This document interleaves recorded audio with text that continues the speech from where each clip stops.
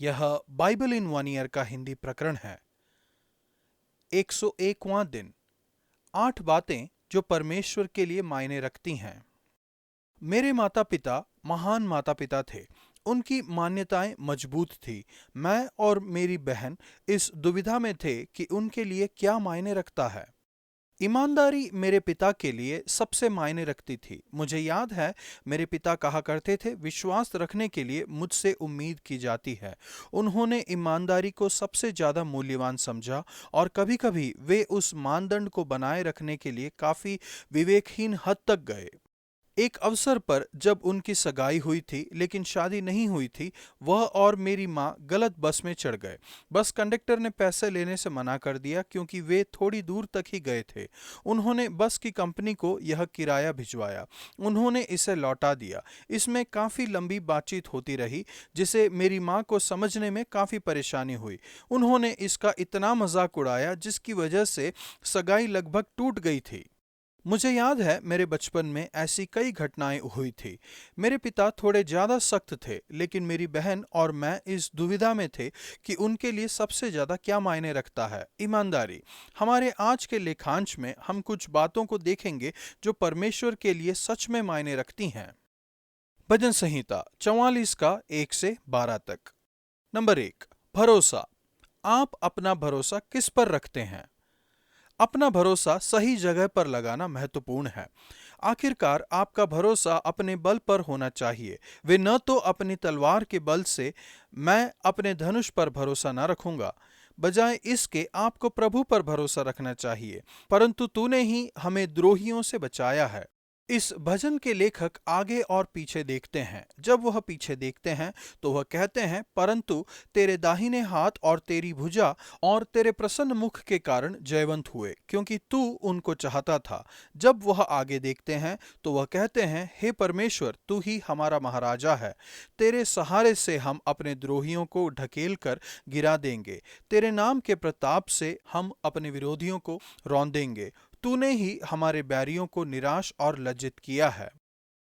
प्रभु, जब मैं आज की और भविष्य की चुनौतियों का सामना करता हूँ, मैं उस विजय के लिए आपको धन्यवाद करता हूँ जो आपने हमें दी है। मैं भविष्य के लिए खुद के बल पर भरोसा नहीं करता, बल्कि मैं अपना भरोसा आप पर रखता हूँ। नया नियम। लूका 13 का 31 से 14 के 14 तक। नंबर 2, साहस।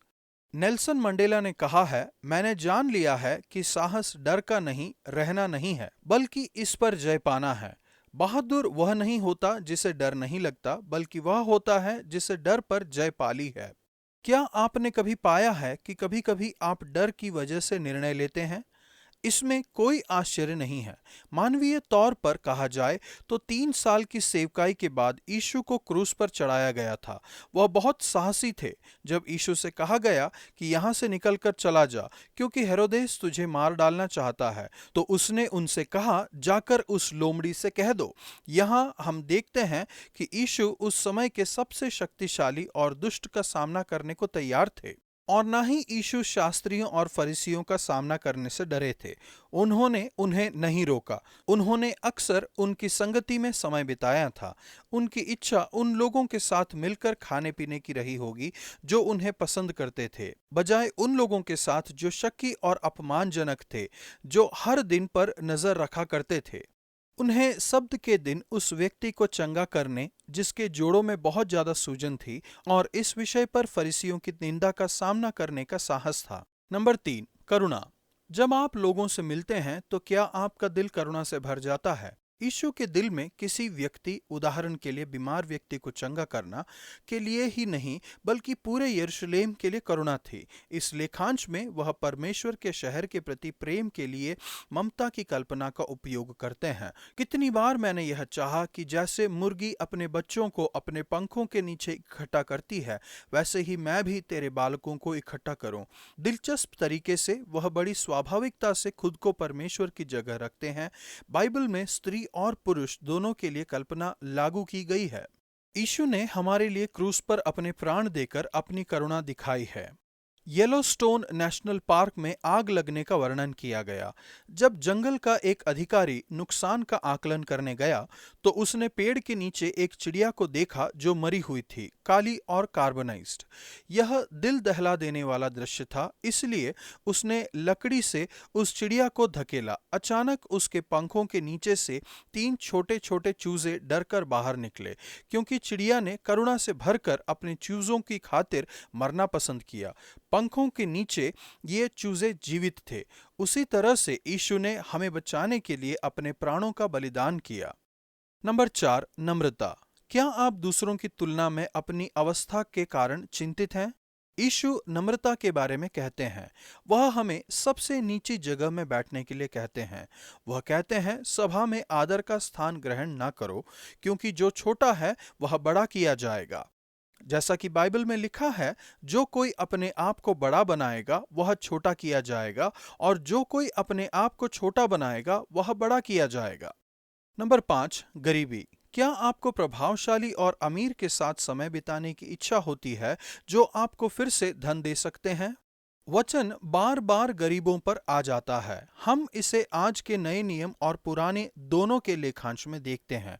गरीबों के प्रति आपका व्यवहार कैसा है, यह परमेश्वर के लिए सबसे ज्यादा मायने रखता है। यीशु ने कहा है, जब तू भोजन करे तो कंगालों, टुंडों, लंगड़ों और अंधों को बुला, तब तू धन्य होगा। यीशु हमें अपने समाज में उन लोगों को खोजने के लिए कहते हैं जो गरीब हैं। हमें अपना समय उन लोगों की सेवा करने में बिताना है जो तुझे प्रतिफल लौटाने में असफल हैं। मूसा ने कहा, तेरे बीच कोई दरिद्र न रहेगा। उसने यह भी कहा, तेरे देश में दरिद्र तो सदा पाए जाएंगे। यीशु ने भी कुछ ऐसा ही कहा, कंगाल तुम्हारे साथ सदा रहते हैं।